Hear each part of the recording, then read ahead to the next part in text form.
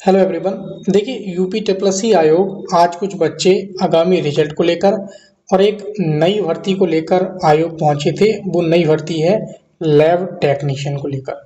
ठीक है, तो आगामी जो रिजल्ट है, सबसे बड़ा जो रिजल्ट है जिसपे विवादित भी है, एएनएम रिजल्ट, इसका डीवी कब होगा, भारांक का सर्टिफिकेट कब अपलोड होगा, कैसे होगा, डीवी पहले होगा या रिजल्ट पहले आएगा। ठीक है, स्टेनो के जो रिजल्ट हैं दोनों ये कब आएंगे, जूनियर असिस्टेंट 3284 का रिजल्ट कब आएगा और एक्सरे टेक्नीशियन का रिजल्ट आज तक आ जाना चाहिए था, अभी तक क्यों नहीं आएगा, आगे कब तक आने की इसकी उम्मीद है, वो जानकारी सारी जो यूपी टेप्लसी आयोग से मिली है उसके अकॉर्डिंग मैं आपको बताऊंगा दोस्तों।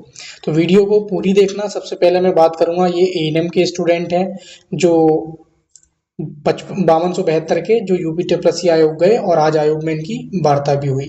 तो सबसे पहले मैं बात कर लेता हूँ एएनएम की, उसके बाद में स्टेनो की, फिर जूनियर असिस्टेंट की, फिर उसके बाद में बात करूंगा लैब टेक्नीशियन की। ठीक है, तो सबसे पहला जो दोस्तों मैं आपको बता देता हूँ, यूपी टेप्लसी आयोग एएनएम के रिजल्ट को लेके बिल्कुल भी क्लियर नहीं कर रहा है कि उनका जो संविदा प्रमाण पत्र है वो पहले अपलोड होगा या उसकी वजह से रिजल्ट डिले हो रहा है या कोर्ट केस की वजह से रिजल्ट डिले हो रहा है।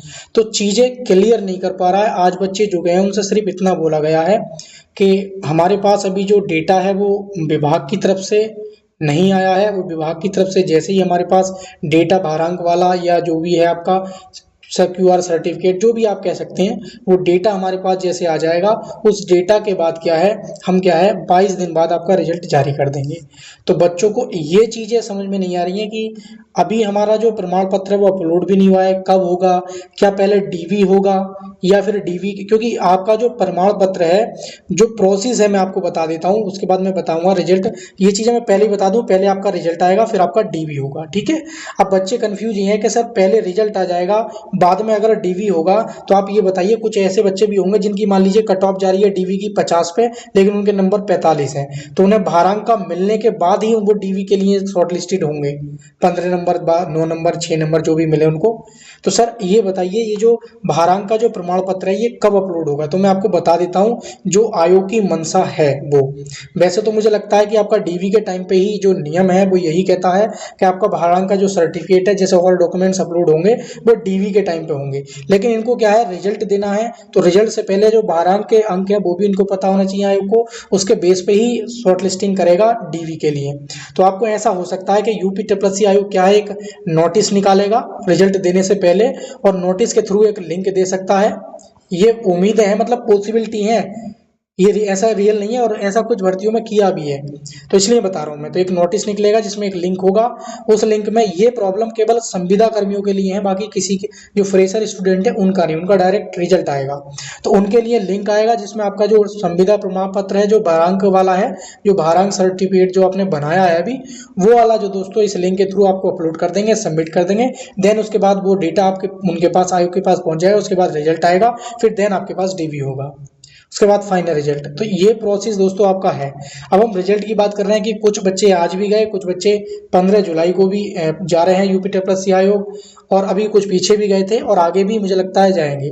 तो आप कोशिश करेंगे तो आपका रिजल्ट थोड़ा जल्दी आ जाएगा और आप अच्छी कोशिश कर भी रहे हैं। ठीक है, बाकी चीजें क्या हैं क्या नहीं है, आयोग की क्या मंशा है क्या नहीं, आयोग ने अभी खुल के नहीं बोला है कि हम कोर्ट केस की वजह से रिजल्ट डिले कर रहे हैं या फिर इस संविदा प्रमाण पत्र जो डेटा हमारे पास नहीं आया इसकी वजह से डिले कर रहे हैं, या शासन स्तर पे आपका जो रिजल्ट है जो अप्रूवल नहीं आया है इसकी वजह से हम पेंडिंग कर रहे हैं। तो ये तीन ही हमारे जो कारण है जिसकी वजह से आपका रिजल्ट डिले हो रहा है। एक कोर्ट केस है, एक संविदा प्रमाण पत्र भारांक के नंबर, एक हमारा शासन स्तर पर कार्मिक विभाग कह सकते हैं जब सभी के साइन होते हैं जो आप अप्रूवल मिलता है तब तक आपका रिजल्ट नहीं आ सकता। आप सोचो यूपी टेप्लसी आयोग में लगभग 16 से लेकर 15 विज्ञापन अभी पिछले 6 महीने में जारी हुए हैं और लगभग 10 से 12 विज्ञापन पुराने पेंडिंग में हैं। अगर इन सबकी दोस्तों तुरंत समझ लो बिना सरकार के अप्रूवल के रिजल्ट जारी कर दे यूपी टेप्लसी आयोग, तो जो सैलरी है वो आयोग को नहीं देनी है, वो सरकार को देनी है।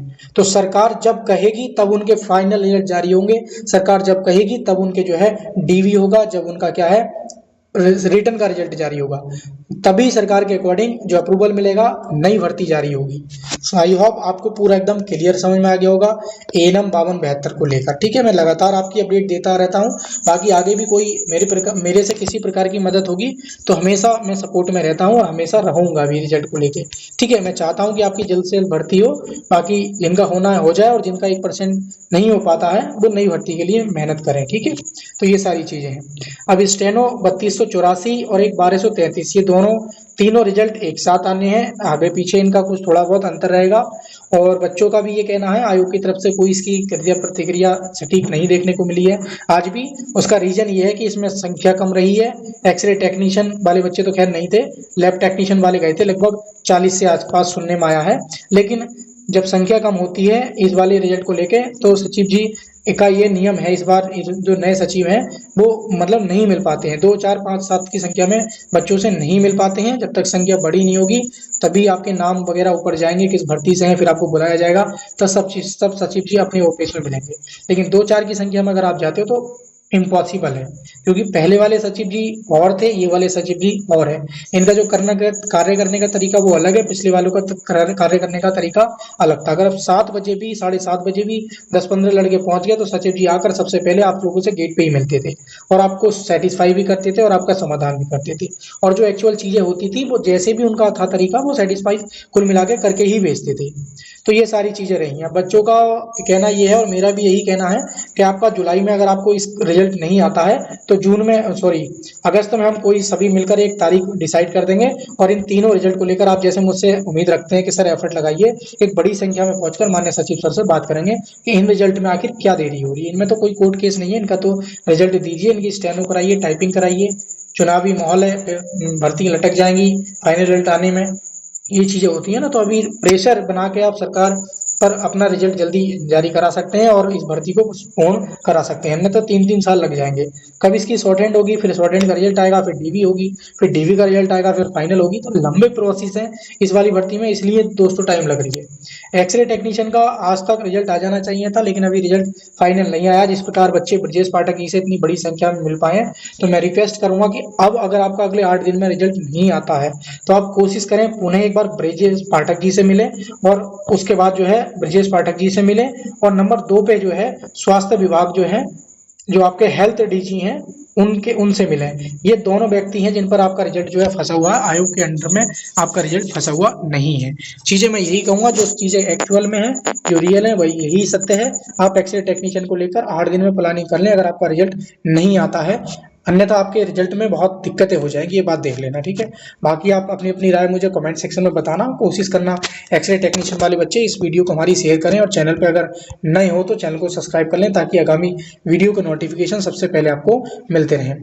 तो दोस्तों लैब टेक्नीशियन की भी बात करूंगा, लेकिन उससे पहले मैं आपको बता दूं ये यूपीएससी आयोग के लिए रामबाण नोट्स हैं। असिस्टेंट बोरिंग टेक्नीशियन का एग्जाम हुआ कल, बच्चों को बहुत अच्छा स्कोर मिला है और बहुत हेल्पफुल ये नोट्स रहे हैं। आप किसी एएसओ एजीटीए जैसे एग्जाम की तैयारी कर रहे हैं तो ये टाइम सेविंग शॉर्ट नोट्स हैं यूपीजी के और कंप्यूटर के, आप इनको आराम से ले सकते हैं। एप्लीकेशन का लिंक मैंने नीचे डिस्क्रिप्शन में दे रखा है वैसे, लेकिन आप इन नोट्स को इस नंबर से व्हाट्सअप करके भी ले सकते हैं। ठीक है, बाकी गूगल प्ले स्टोर पे टीकेडी एजुकेशन सर्च कर लेना, वहाँ पे आपको इसका रजिस्ट्रेशन करके बाई कोर्स में चले जाना, तो यूपीजी के और कंप्यूटर अलग अलग भी है और कॉम्बो पैक में भी ये 99 में आपको लोगों को आराम से मिल जाएगा।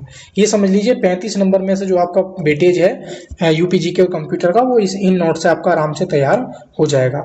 अब इसमें क्या है, इसमें लैब टेक्नीशियन वाले बच्चे भी दोस्तों रहे हैं, हालांकि एएनएम वाले स्टूडेंट हैं तो मेरे पास इनके फोटो तो नहीं दिखा सकता हूं, लेकिन इसमें क्या है आपका जो है अध्याचन आयोग को प्राप्त हो गया है, अभी भेजा गया था। मैंने 4-5 दिन पहले 300 प्लस कुछ भर्तियां हैं, आई थिंक 313 भर्तियां हैं, मैं भूल रहा हूं आगे की संख्या। तो इनका जो अध्याचन है यूपीएससी आयोग को प्राप्त हो गया है और अगला जो पैट है ये किसी वक्त दोस्तों 2026 वाला जारी हो जाएगा। अगर आप कोशिश कर सकते हैं जल्द से जल्द तो आप इस वैकेंसी को पैट 2026 से निकलवा सकते हैं। और मैंने ये भी तरीका बताया है कि अभी पैट 2026 अगर आ भी जाता है तो इसमें 5 महीने लग जाएंगे, फॉर्म फिलिंग होगी 1 महीने, फिर एग्जाम डेट आएगी, फिर एग्जाम होगा, फिर रिजल्ट आएगा, तो 5 महीने लग जाएंगे। तो 5 महीने तक अगर आपने 2-3 बार अभी शुरू में कोशिश कर लिया तो आपकी जो वैकेंसी है लैब टेक्नीशियन की वो जल्द आ जाएगी। ठीक है, तो thank you for watching video दोस्तों, बस इतना ही कहूँगा। आप सभी से रिक्वेस्ट करता हूँ चैनल को सब्सक्राइब कर लेना ताकि हमें भी सपोर्ट मिल सके। Thank you for watching video.